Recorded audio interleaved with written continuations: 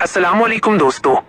आज हमारे समाज में जब भी शेयर बाजार या स्टॉक मार्केट का नाम आता है तो 90% लोग तुरंत हाथ जोड़ लेते हैं और कहते हैं, अरे भाई वहां मत जाना, वो तो सट्टा है, जुआ है, कंपनियां पैसे लेकर भाग जाती हैं, इस्लाम में ये सब हराम है। लेकिन क्या वाकई शेयर मार्केट एक जुआ है? क्या वाकई यहाँ रातों रात कंपनियां आपका पैसा लेकर भाग सकती हैं? या फिर सही जानकारी न होने की वजह से हम एक जायज और सुरक्षित सरकारी बिजनेस को हराम और रिस्की समझ बैठे हैं? आज का ये वीडियो पूरा देखने के बाद आपके दिल का सारा डर खत्म हो जाएगा। आज हम इस्लामी दलीलों और भारत सरकार के सख्त नियमों यानी सेबी के साथ समझेंगे कि शेयर मार्केट का असली सच क्या है, इसमें हलाल तरीका क्या है, हराम क्या है और सरकार आपकी एक एक पैसे की हिफाजत कैसे करती है। दोस्तों, किसी भी चीज को हलाल या हराम कहने से पहले इस्लाम में उसकी हकीकत को समझना जरूरी है। आइए बहुत आसान मिसाल से समझते हैं कि जुआ और व्यापार में क्या फर्क है। जुआ यानी मान लीजिए दो लोग बैठते हैं और शर्त लगाते हैं कि अगर आज बारिश हुई तो मैं तुम्हें 1000 रुपए दूंगा, नहीं हुई तो तुम मुझे 1000 रुपए देना। यहाँ कोई दुकान नहीं खुली, कोई सामान नहीं बिका, किसी की मेहनत नहीं लगी, सिर्फ एक इंसान का नुकसान दूसरे का फायदा बन गया। इसे इस्लाम में सख्त हराम कहा गया है। अब दूसरी तरफ देखिए, मान लीजिए आपके इलाके में कोई शख्स कपड़े की या खाद की एक बहुत बड़ी दुकान खोलता है।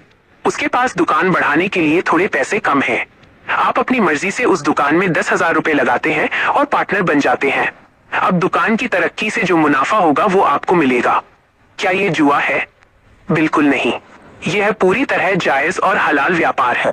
शेयर मार्केट भी बिल्कुल यही है। जब आप टाटा, रिलायंस या एल&टी जैसी कंपनी का एक शेयर भी खरीदते हैं तो आप कोई सट्टा नहीं लगा रहे होते, बल्कि आप उस कंपनी के एक छोटे से हिस्सेदार यानी पार्टनर बन रहे होते हैं। जब कंपनी देश विदेश में व्यापार करके मुनाफा कमाती है तो आपके शेयर का दाम बढ़ता है। अब बहुत से लोगों का सबसे बड़ा डर, अगर कंपनी रातों रात ताला लगाकर भाग गई तो हमारा पैसा डूब जाएगा।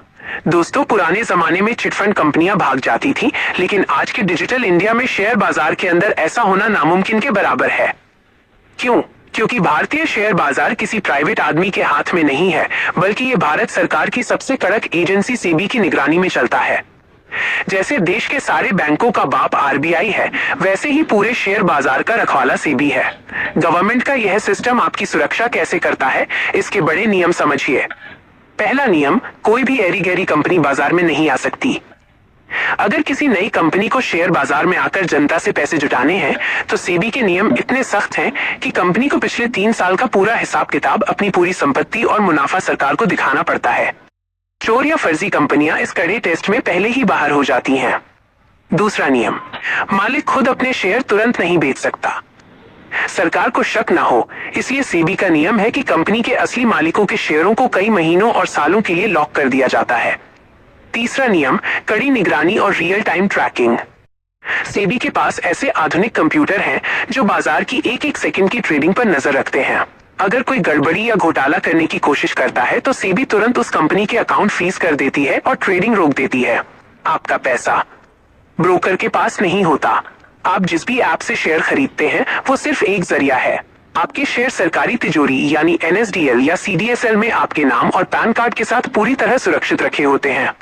अगर कल को आपका ब्रोकर ऐप बंद भी हो जाए तो भी सरकार की तिजोरी से आपके शेयर पूरी तरह सुरक्षित रहेंगे।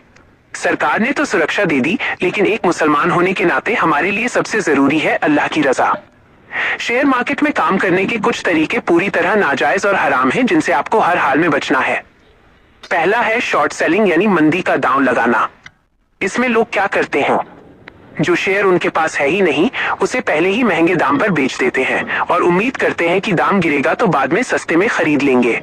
हदीस का हवाला, सुनन अबू दाऊद और तिर्मिजी में साफ जिक्र है कि अल्लाह के रसूल शौ ने फरमाया, जो चीज तुम्हारे पास मौजूद नहीं है उसे मत बेचो।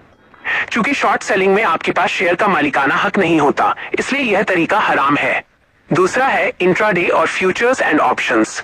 सुबह 9 बजे खरीदा और दोपहर 3 बजे से पहले ही बेच दिया या सिर्फ कीमतों के ऊपर सट्टा लगाया।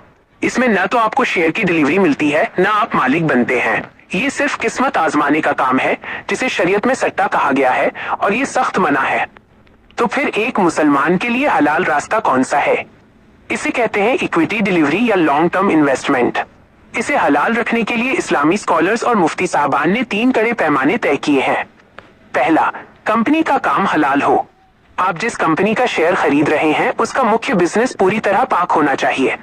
वो कंपनी शराब, ब्याज, सूद, सुअर का गोश्त या फिल्म और जुए के कारोबार में नहीं होनी चाहिए। वो कपड़े, सीमेंट, IT, दवाइयां या खाद जैसी जायज चीजें बनाती हो। दूसरा, सूद का दायरा कम हो। आज के दौर में लगभग हर बड़ी कंपनी बैंक से थोड़ा कर्ज लेती है। शरीयत का नियम है कि कंपनी पर कुल ब्याज वाला कर्ज उसकी कुल वैल्यू के 33% से कम होना चाहिए। तीसरा, कब्जा लेना। जब आप शेयर खरीदें तो पूरा पैसा देकर उसे अपने डीमैट अकाउंट में आने दें। जब 1-2 दिन में आप उसके पक्के मालिक बन जाएं, उसके बाद जब भी उसका दाम बढ़े आप उसे मुनाफा कमाकर बेच सकते हैं। ये तरीका ऐन सुन्नत के मुताबिक व्यापार है। तो दोस्तों, पूरी बात का खुलासा ये है कि शेयर मार्केट अपने आप में कोई जुआ या सट्टा नहीं है। ये भारत सरकार की निगरानी में चलने वाला एक बेहद सुरक्षित और पारदर्शी बिजनेस प्लेटफॉर्म है। आपके काम करने का तरीका ही इसे हलाल या हराम बनाता है। अगर आप बिना सोचे समझे, बिना मालिक बने सिर्फ किस्मत आजमाएंगे और शॉर्ट सेलिंग करेंगे तो वो जुआ है। लेकिन अगर आप रिसर्च करके अच्छी हलाल कंपनियों के शेयर खरीद कर डिलीवरी लेंगे तो ये बेहतरीन हलाल रिज़्क का जरिया है। अल्लाह ताला हम सबको हराम रास्तों से बचाए और हलाल रिज़्क कमाने की तौफीक अता फरमाए। अगर आपको यह वीडियो मददगार और ज्ञानवर्धक लगा हो तो हमारे चैनल रहमत आलम टीवी को जरूर सब्सक्राइब करें, वीडियो को लाइक करें और अपने दोस्तों और रिश्तेदारों के साथ इसे शेयर करना न भूलें ताकि समाज से ये गलतफहमी दूर हो सके। मिलते हैं अगले वीडियो में, तब तक के लिए वस्सलामु अलैकुम व रहमतुल्लाह।